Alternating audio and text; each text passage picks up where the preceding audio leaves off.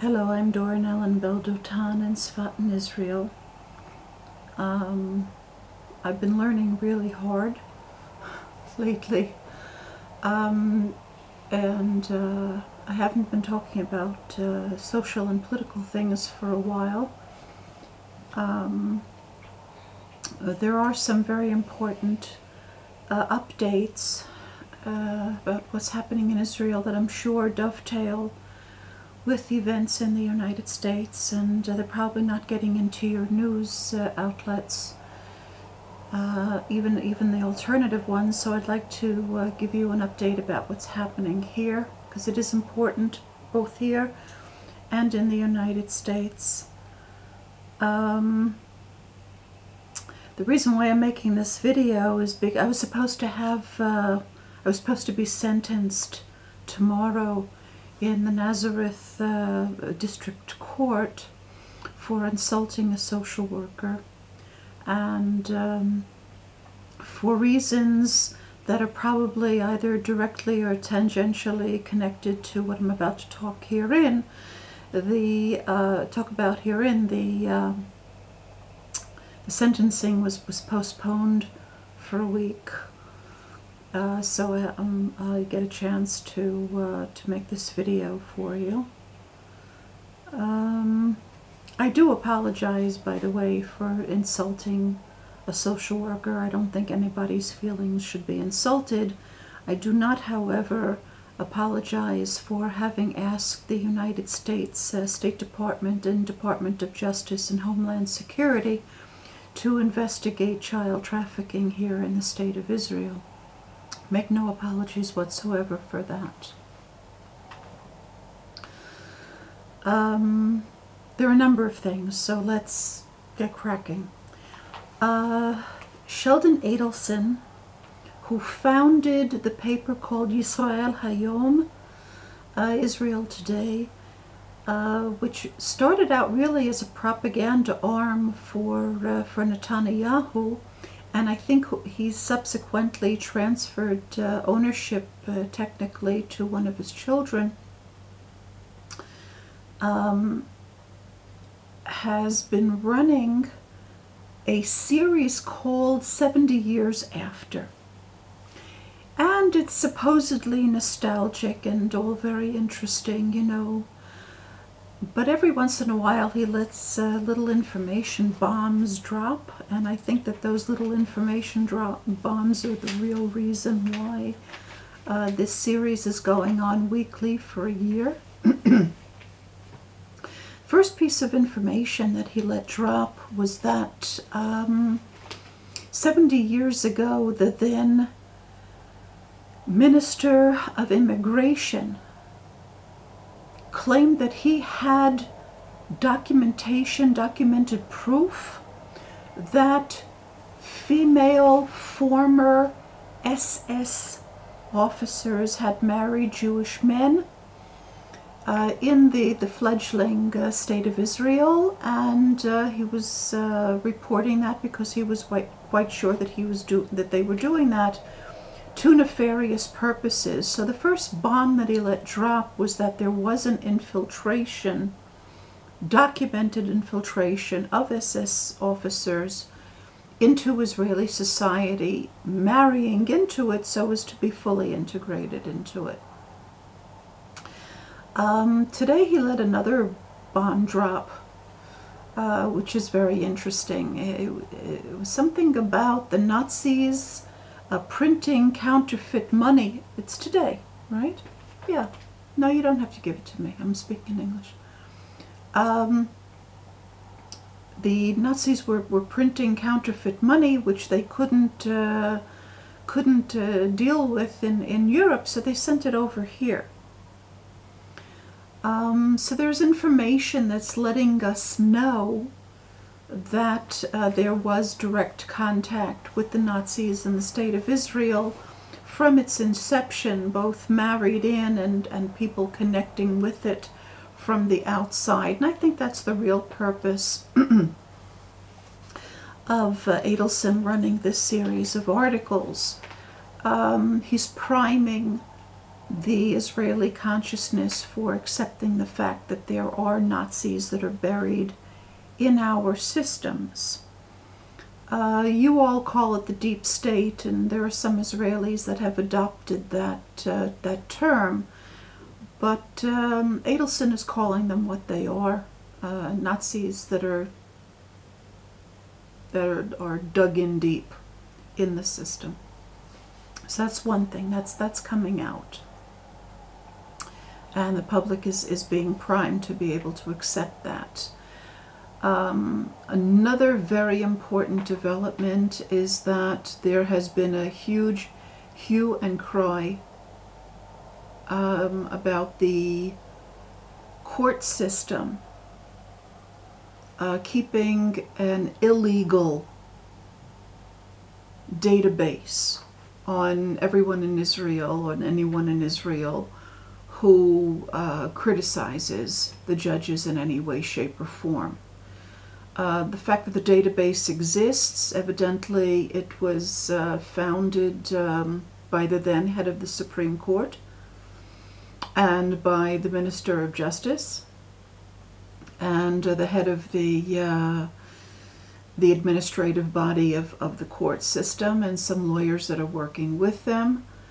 And a complaint about it has been served, ironically, to the Supreme Court by an Israeli activist, a really nice guy, who goes by the name of Archie Jameson. He Americanized his name a little bit for Facebook, and he put in a complaint to the Court of Appeal, not the Court of Appeals, when the Supreme Court hears civil matters, they sit as what's called the Bagats, and it's the civil arm of the Supreme Court. So the Supreme Court is now going to have to deal with the Supreme Court vis-a-vis the alleged collection of data on on citizens illegally. Actually, it's not so alleged. The Attorney General has ordered the database frozen, not destroyed, but frozen. So he has admitted that it exists.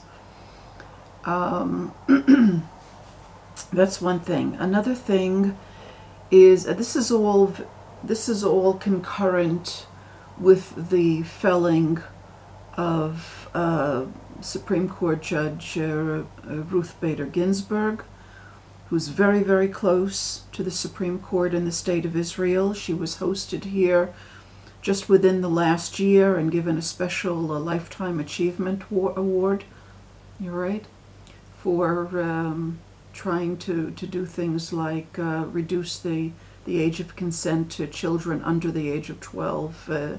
They would be out of it, but you know, anybody from the age of 12 could give their consent, and trying to declare laws that make it illegal to transport minors across the state line,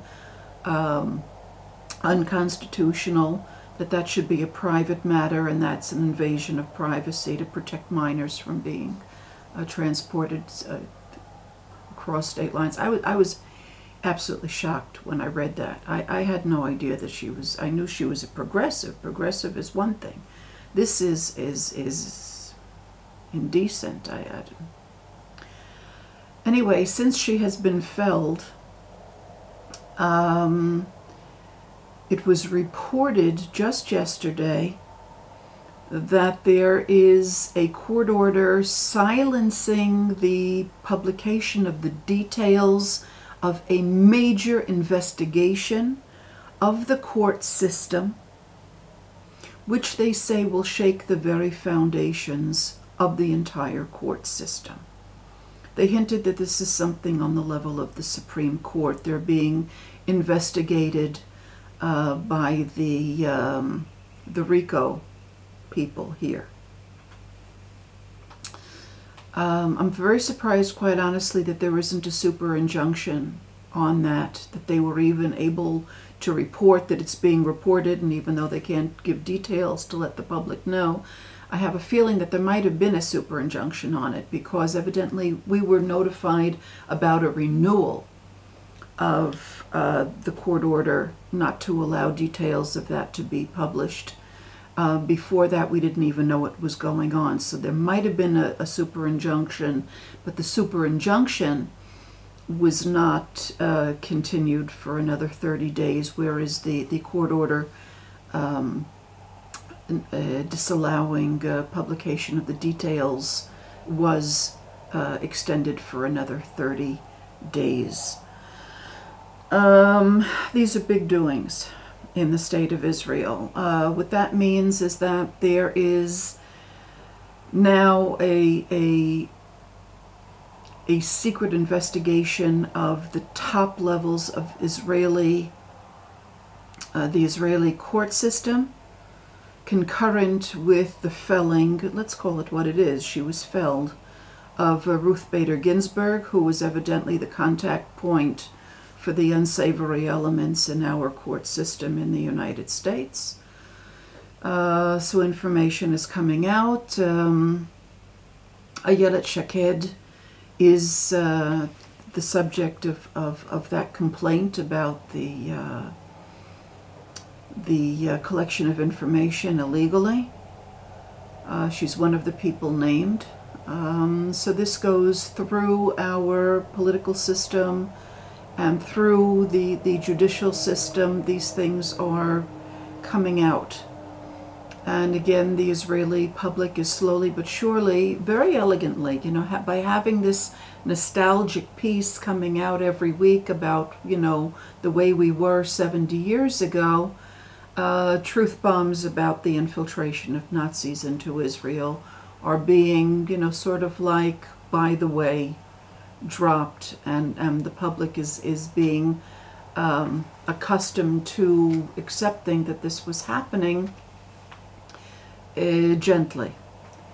I'm giving over this information because I'm 100% sure that this is dovetailing with very important events parallel to this in the United States. Wanted you to know about this because this is not the kind of thing that any news outlets are going to talk about in America. Things are moving, things are changing, things are improving, and